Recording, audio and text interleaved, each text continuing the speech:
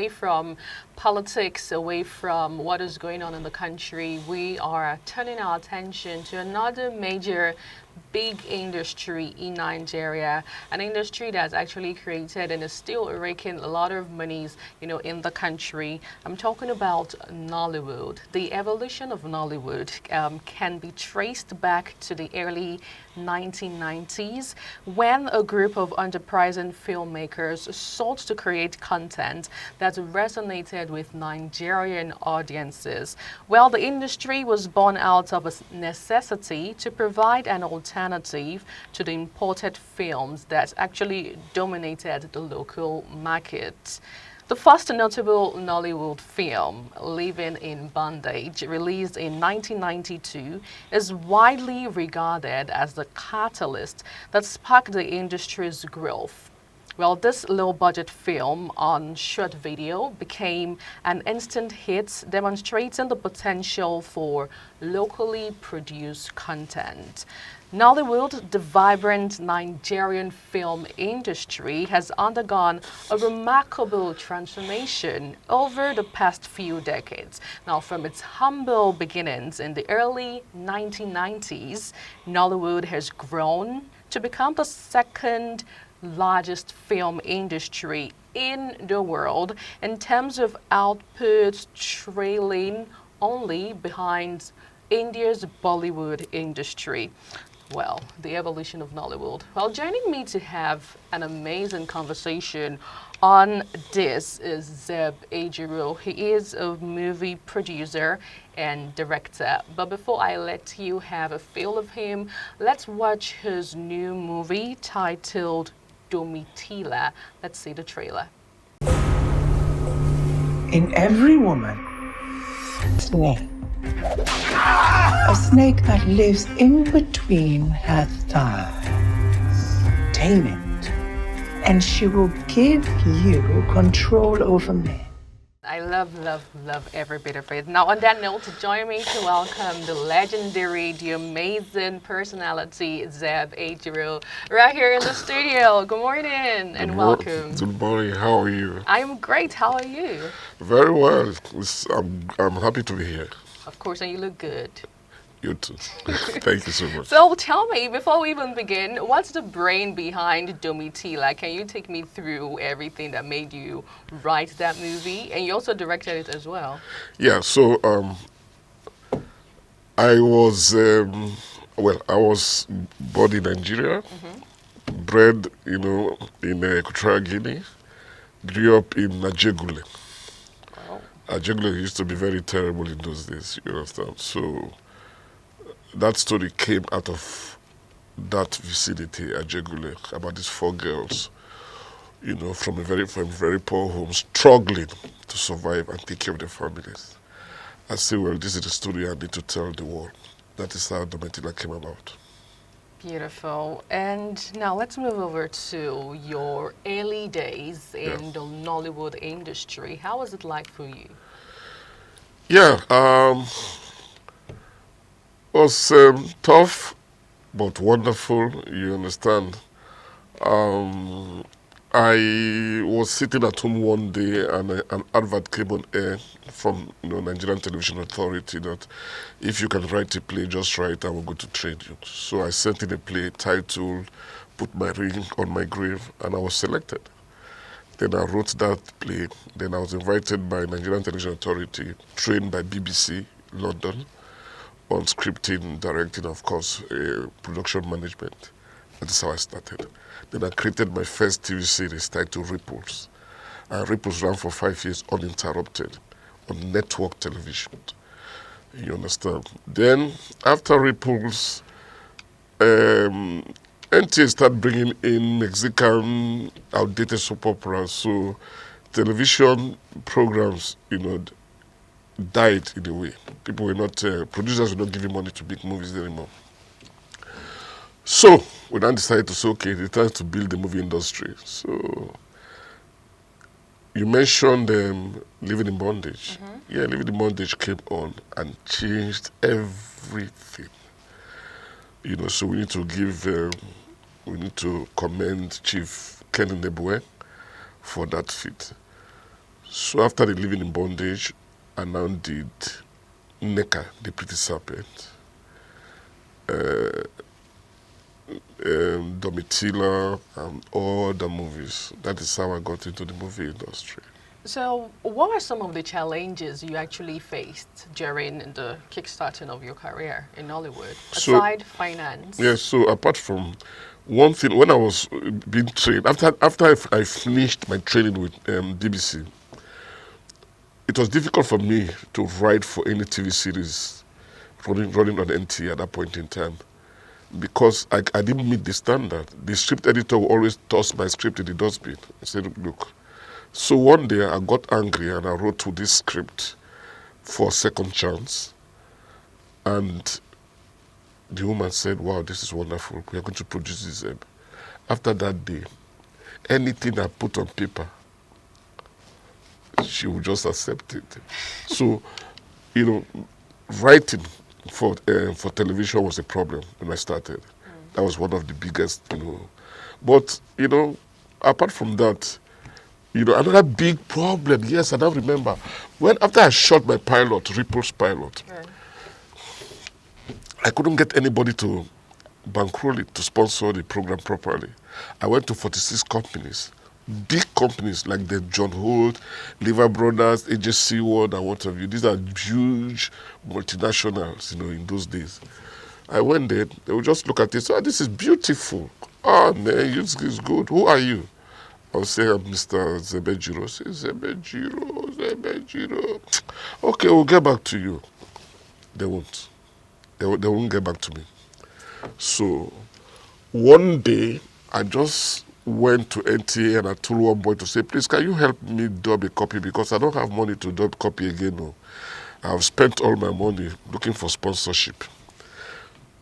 So the guy went into the office and started, dubbing that thing. Then the madam of the office, the director of program, Dr. Victor Ezekoli, just walked in. I said, I put off this TV now. Who put it on? The guy said, I'm sorry, madam. It's one boy outside that said I should help. The woman looked at the program and said, go and call that boy. So they called me. When I got, they said, go and call the marketing director. Every director in this NTA, call all of them. I wanted to come and see this production. They came, they looked at it. They said, my contract was given to me that same day. Wow. That is how Ripples hit network television. And the first day the first episode came on network, I was crying.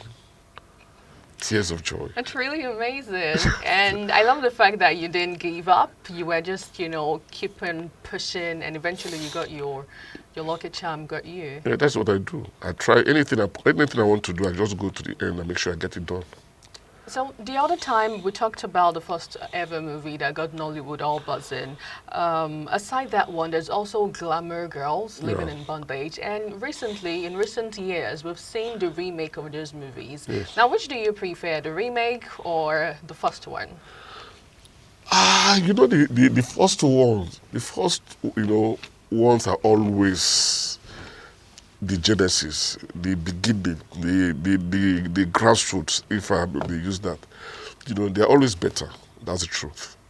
You understand? Then when you do a remake, sometimes they fail, sometimes they work. You understand? So if I want to look at Living in Bondage, for instance, I think the first one was that Living in Bondage to me, when you watch it today, it looks more original.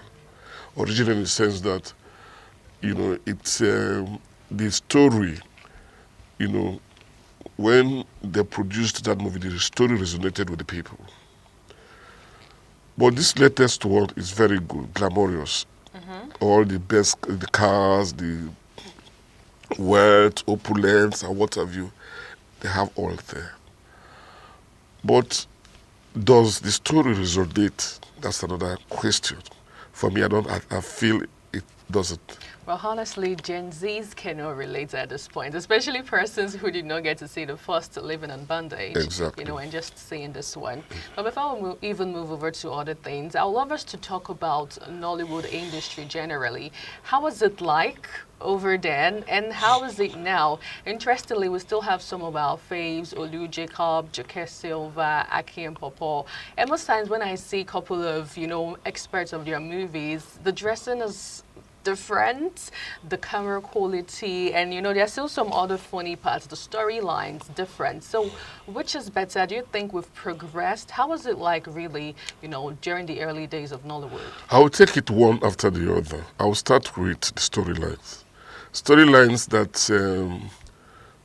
the storylines that we used to tell before are a lot better because they resonated, like I said before. These days, what they do is that they pick a foreign movie, try to typify it. And there's no way you can typify a foreign movie and make it look Nigerian or African. It is very difficult. So the stories these days, most of them, they don't have depth. They are just on the surface. There's nothing you want to take home at the end of the day. But, back in the days, we used to make movies that, I'll tell you something. I was in the car one day, I was doing a radio program, and the presenter was asking callers to say, please, name some of the actors that you love. You understand? No, we will call the actor, then you tell us what you can relate to that actor. Mm-hmm. They call the woman, that Chris woman, Patience Zoko. Right. You believe they call Patience Zoko? Evil mother-in-law, said to be lover boy. So they call it. Do you know throughout that program they didn't mention any of the new actors? Really? Exactly. Because our stories in those days, they resonated well with the people at that point in time.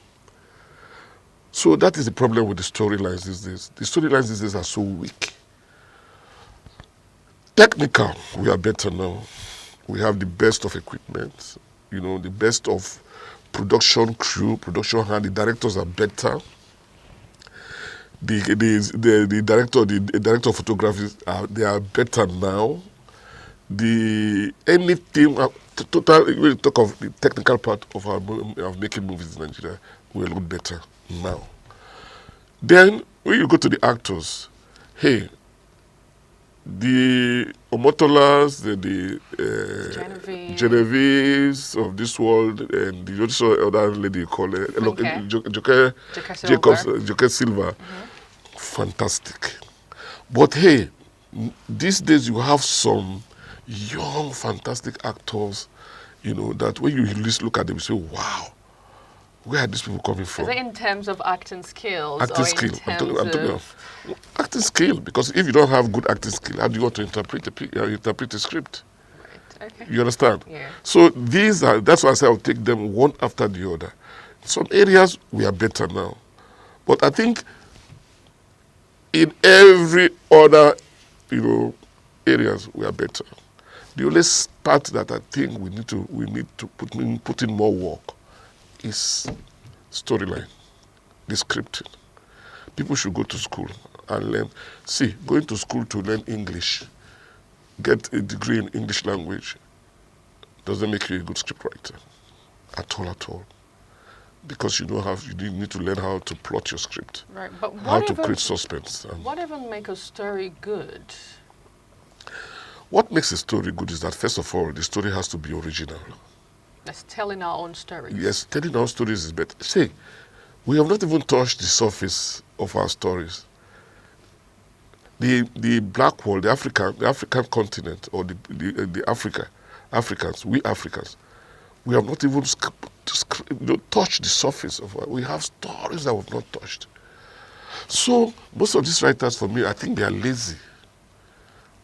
They don't do research.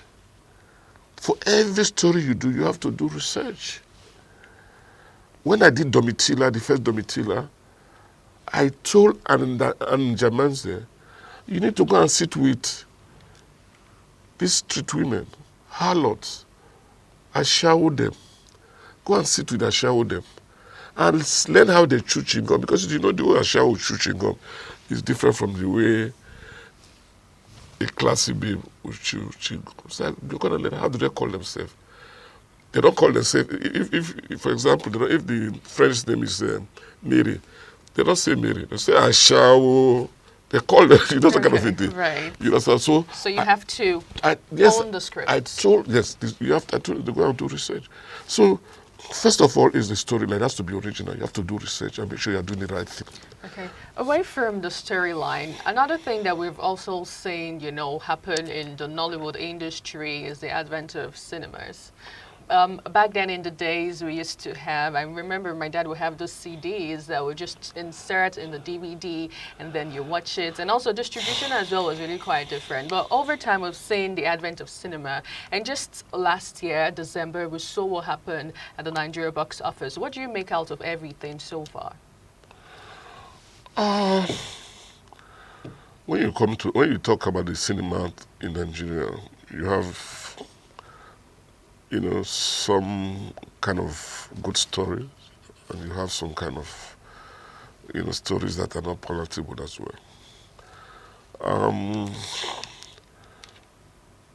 The cinema going culture in Nigeria is still tough because, first of all, I'll tell you right here that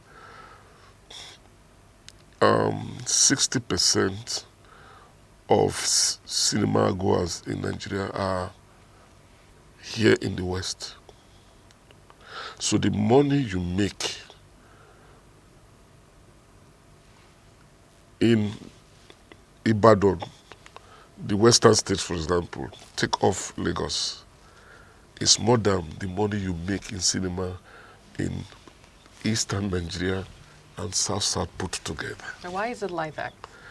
Yeah, because the cinema going culture in this part of the country is so high. I will give you an example. I'm doing a research. Why is it that people in South and people in Southeast do not go to the cinema like people living in the West? Now, it's very difficult. The Igbo man, for example, would prefer to buy the cinema and bring the cinema to his house and let his family watch. You understand what I'm telling you? Than to go to the cinema. Those boys that, do trading in the market, I mean, when do they have the time to go to the cinema? But if you are doing an Igbo culture, Igbo traditional party, for example, they are ready to go there. So the cinema going culture in Nigeria is not there yet. But the good side of it is that if you have a very good movie, strong one, Funke Akindele is a good example, for example. She knows the business very well. She has a brand, and that brand is working well for her. Anytime he puts that brand in the market, people go to watch. For the first time, we are talking of a movie making more than 1 billion naira. But my problem is, must we always wait until December before you make money? I asked the president of the cinema and distribution association, is there no way you guys can do it in such a way that if I release my movie in January, I can make as much as 1 billion? If I release in February, March, and June, or whatever. But then again, don't you think the culture also matters? Because I feel what I've observed, a lot of movies come out during holiday period. Let's say April, February, and then December, just as you have said. Yes. Don't you think the culture, Nigeria culture, also influences some of these things? So, if you have 100 producers, for example, making movies, so these 100 producers will wait until holiday periods before they make their money. I don't think it is right. I was brought up in a cinema-going country, Equatorial Guinea. We go to cinema every time. It doesn't matter whether it's holiday or not. So that is a major problem. That is what we need to look into. That is one. And two, the economy is another big problem in this country. To take your movie to the cinema, to take your spouse to the cinema is different. It's tough. How you that lives in Okoko, how do you go to Victoria Land to go and watch cinema? So this thing, we need to create what we call the cottage cinema houses, whereby in every neighborhood, every local government, there's a cinema house. Just imagine that in every neighborhood, every local government rather, there's a cinema house.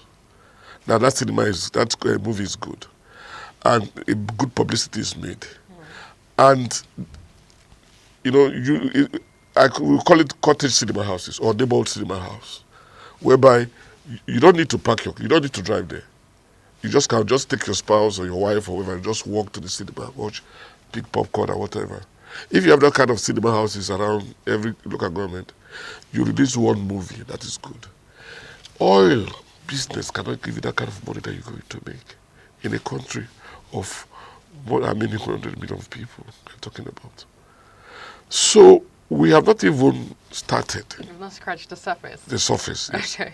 Well, away from the cinema part, let's talk about the actors, because the other time we were having this conversation and I said I was going to ask you.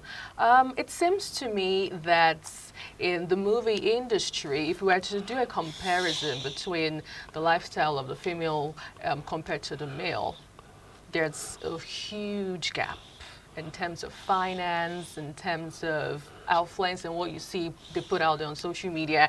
Is it that we have an industry for the female folks and then we now have the one for the male? Why is it like that? Maybe.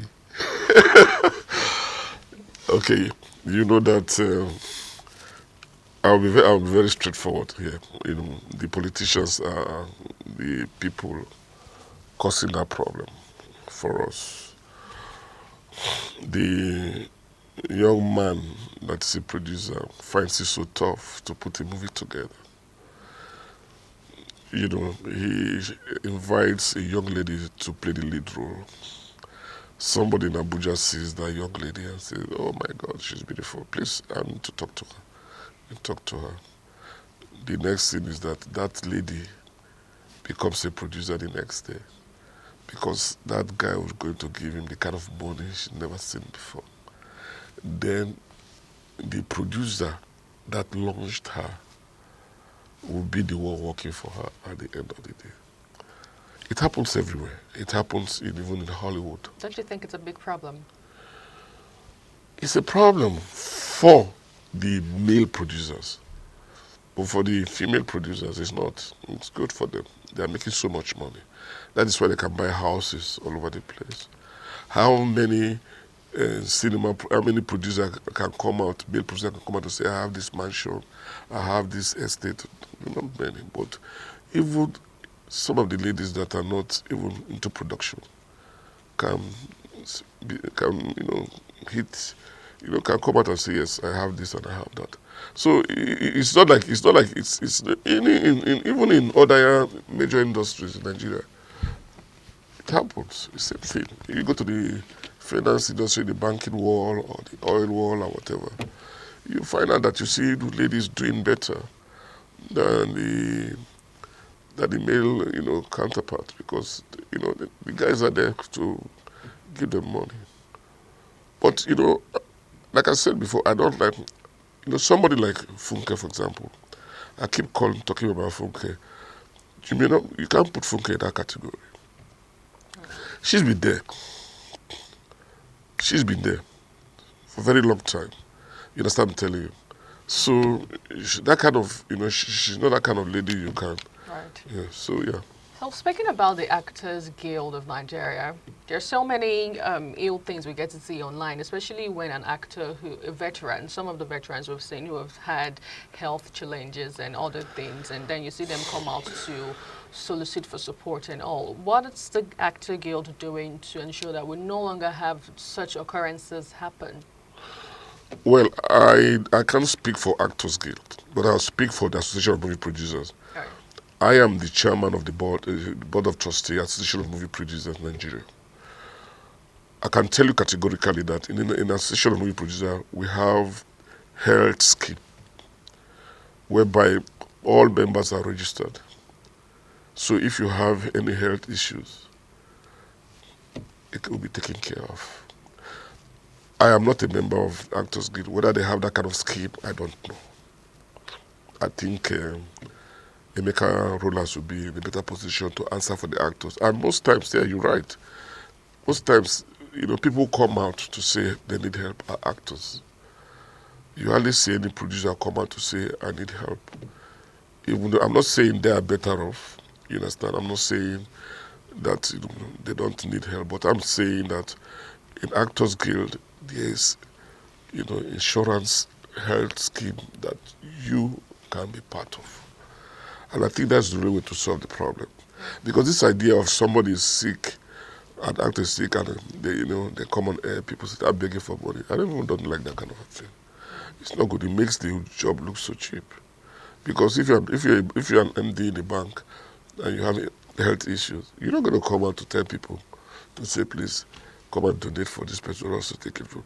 Even when they're going to do that, it will be colleagues of the guy that will come together and say, okay, let's help. So yeah, I think they should do that. That is not anything that I don't think it's something that is difficult to do. Okay. Because there's a lot of HMOs all over the place who are ready to participate. So as we tend to leave the conversation here, what's your futuristic hope for Nollywood industry, and where do you see Nollywood in the next 10 years? Next thing is Nollywood. When you were talking, I don't know. I think maybe you said something. Maybe before we started, you said something about when you were opening the show. You said something about Nollywood being the second biggest. Right. Also, After Bollywood. After Bollywood. Well, Nollywood, is not the second after Bollywood. I think Nollywood is like the third. Because the Hollywood is the biggest film industry in the world. Bollywood is the biggest cinema industry. There's a difference between film and cinema industry. Then followed by Nollywood. I think that I don't want to be over, I don't want to, I'll probably just say that, another 10 years, Nollywood will be giving Hollywood and Bollywood, run for their money. That's what I want to say, because we are doing fine. We are doing international standard movies now. Our movies can go anywhere in the world and stand the test of time. That is the truth. Right. We hope to see more of all of the things Nollywood has in stock for us this time around. Well, I have been speaking to Zeb Ejiro. He is a movie producer. OON. Zeb Ejiro, OON. That's a huge one. Thank you so much for... I was given a national honor. Right, congratulations. By this country for my contribution in building the movie industry. Amazing. By President Olusegun Obasanjo. Amazing to that. Thank you so much for coming on board. Hopefully we'll see you some other time. I would like to be here anytime. Yeah. Thank you. All right, and that's how we wrap things up this morning right here in Lagos studio. Do well to stay with us because coming up shortly is the news update.